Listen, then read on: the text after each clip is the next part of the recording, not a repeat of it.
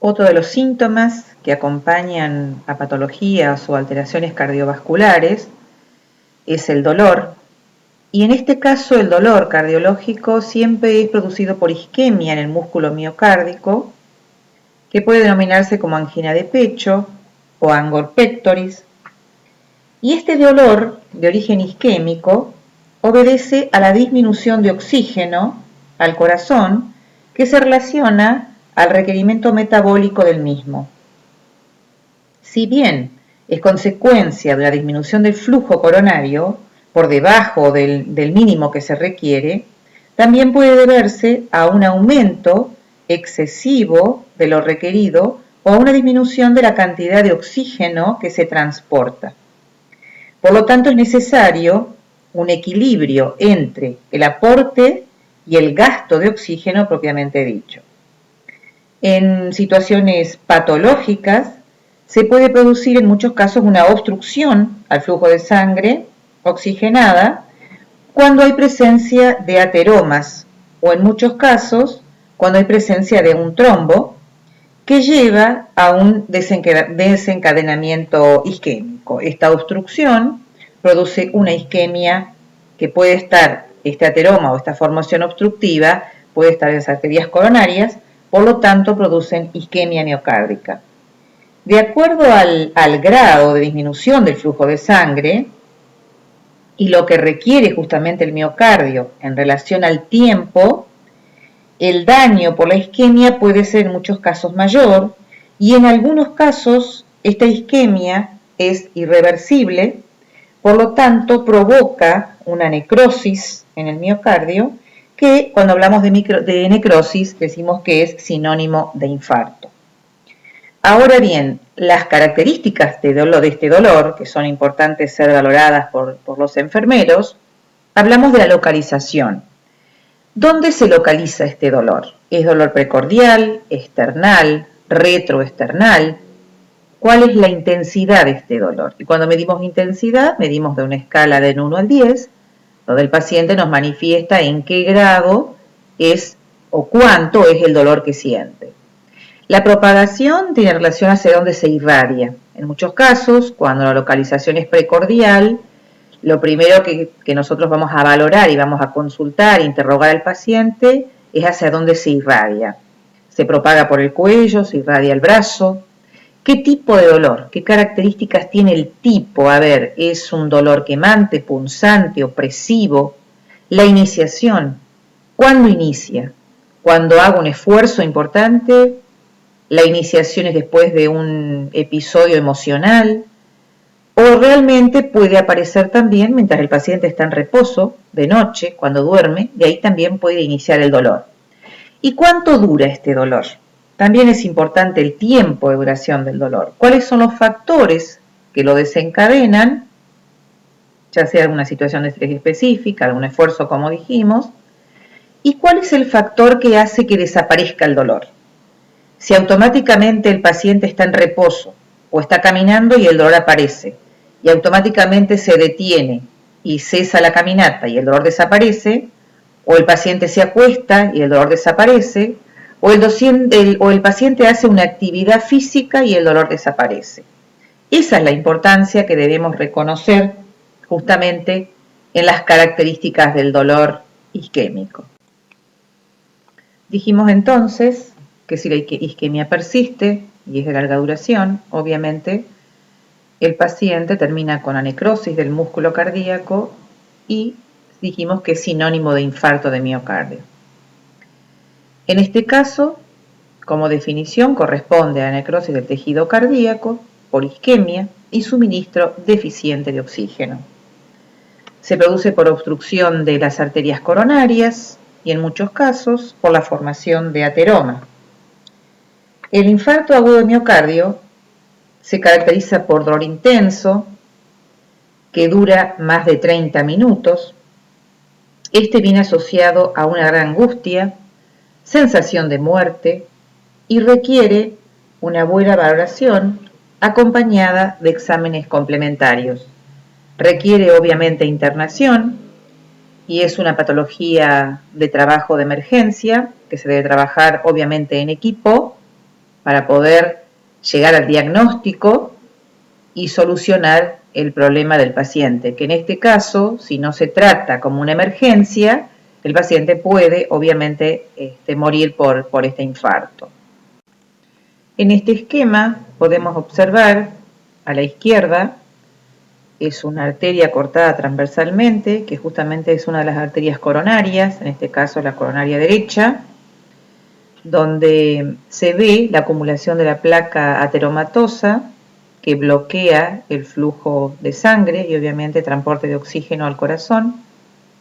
Y esta obstrucción que se ve en el gráfico de una de las arterias, ve que ocluye prácticamente toda la luz de la arteria, lo que en estos casos no solo es una isquemia, sino que también se observaría como quedaría en el caso de un infarto cuando hay necrosis del tejido por oclusión de un porcentaje elevado de estas arterias. Esto se comprueba a través de estudios y métodos de diagnóstico como es una radiografía. Y en estos casos, cuando el tratamiento lo requiere, se puede llegar a hacer una angioplastía y colocación de un stent dentro de la arteria que va a permitir que haya un flujo nuevamente de sangre a través de esta arteria coronaria. Dentro de los signos y síntomas característicos del infarto agudo de miocardio, dijimos dolor precordial ocasionado por isquemia. Este dolor puede estar irradiado al cuello, al brazo izquierdo, a los dedos. Generalmente está acompañado de dificultad respiratoria, vemos al paciente disneico, presenta náuseas y vómitos, puede haber también pérdida de conocimiento. Este dolor precordial siempre es opresivo y puede acompañarse de sudoración, de ansiedad, puede haber presencia de arritmias, o sea, palpitaciones. Y en este caso, en estas personas con estos síntomas, fundamentalmente lo más importante es el alivio del dolor, es primordial, ya que si el dolor no se calma, aumenta la ansiedad y la actividad del sistema nervioso autónomo, que provoca fundamentalmente un aumento del trabajo y una demanda de oxígeno del miocardio. Por eso hablamos de una emergencia institucional. Los factores de riesgo para padecer alteraciones cardiovasculares, vamos a clasificarlos en modificables y no modificables. Dentro de los modificables hablamos de la hiperlipidemia, que tiene relación directa con la formación de ateromas en las paredes internas de las arterias, lo que disminuye el flujo de sangre al corazón. La hipertensión arterial, que dijimos que va endureciendo las paredes de los ventrículos, el tabaquismo, la diabetes, la obesidad, el sedentarismo, el estrés, y muchos de estos factores de riesgo cardíacos, al ser modificables, pueden prevenirse, manteniendo un estilo de vida más saludable, como por ejemplo, teniendo en cuenta la actividad física, que disminuye los riesgos de padecer este tipo de alteraciones. Y dentro de los no modificables tenemos la edad, el sexo, los antecedentes familiares o algún otro factor genético. Se tienen en cuenta diferentes métodos diagnósticos para trabajar con patologías cardiovasculares, como es el electrocardiograma, un ecocardiograma, laboratorios que tienen que ver específicamente con las enzimas del músculo cardíaco, arteriografías, la cinecoronariografía o la cámara gamma. Y el tratamiento en el infarto agudo de miocardio se relaciona de manera directa con el reposo absoluto para disminuir el gasto de oxígeno cardíaco, administración de oxígeno, que puede ser a través de mascarilla, analgésicos potentes, que en este caso hablamos de la morfina, fundamentalmente para disminuir ese dolor y que haya menor gasto de oxígeno, nitritos, aspirina, que es un antiagregante plaquetario, y el tratamiento quirúrgico tiene que ver con una angioplastía, que ya vamos a ver la técnica, y lo que tiene que ver con un bypass coronario. Y el tratamiento en el infarto agudo de miocardio se relaciona de manera directa con el reposo absoluto para disminuir el gasto de oxígeno cardíaco, administración de oxígeno, que puede ser a través de mascarilla, analgésicos potentes, que en este caso hablamos de la morfina, fundamentalmente para disminuir ese dolor y que haya menor gasto de oxígeno, nitritos, aspirina, que es un antiagregante plaquetario, y el tratamiento quirúrgico tiene que ver con una angioplastía, que ya vamos a ver la técnica, y lo que tiene que ver con un bypass coronario. Bueno, continuando con los cuidados de enfermería, los primeros que hemos visto en la diapo anterior tiene que ver con la urgencia, el reposo, oxígeno y calmar el dolor. Después continuamos con evitar las temperaturas extremas, esto más bien tiene relación también con el autocuidado, porque bueno, como sabemos el frío produce vasoconstricción, aumenta la tensión arterial y por ende aumenta la demanda de oxígeno. Igualmente con la actividad física, cuando es intensa hay mayor gasto cardíaco y obviamente hay menor oxígeno para el miocardio y aparece el dolor precordial nuevamente.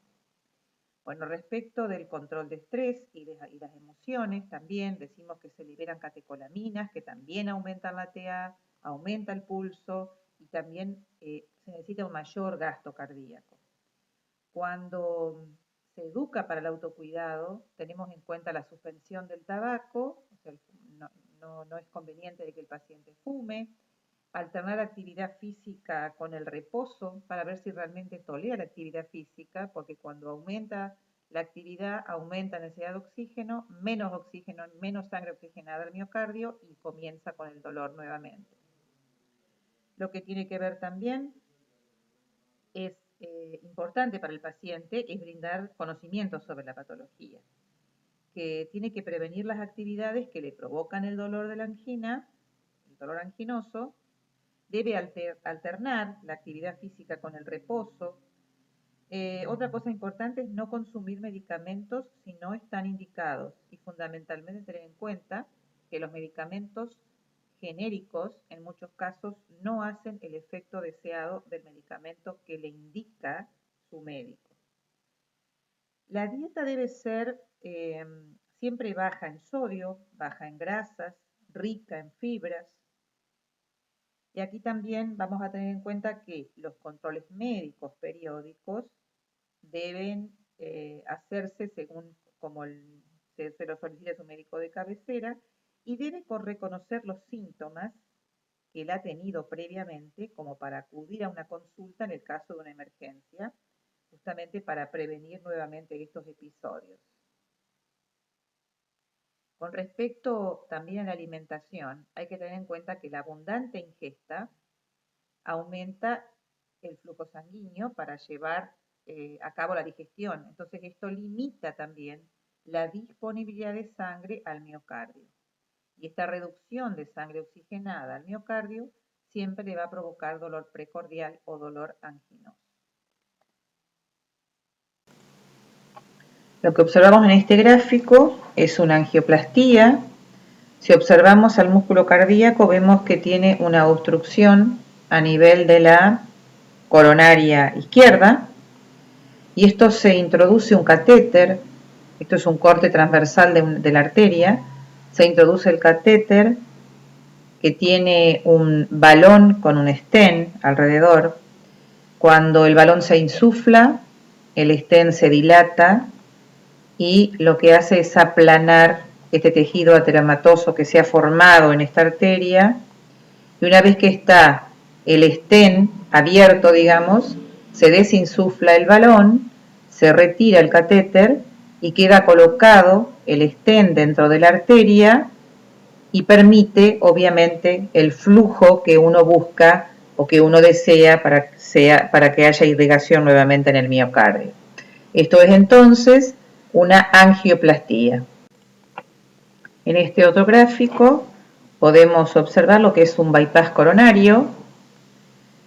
¿Cómo se hace el bypass? Se utiliza como medio como natural, digamos, la vena safena, que se utiliza como puente para obviamente dejar una circulación correcta o ideal después de la obstrucción que se ha producido en una de las arterias coronarias. En este caso, la vena safena se coloca desde la aorta, pasa la obstrucción de la arteria coronaria y esa irrigación directa desde la aorta y pasa por encima de la obstrucción o el bloqueo que encontramos en esta arteria coronaria.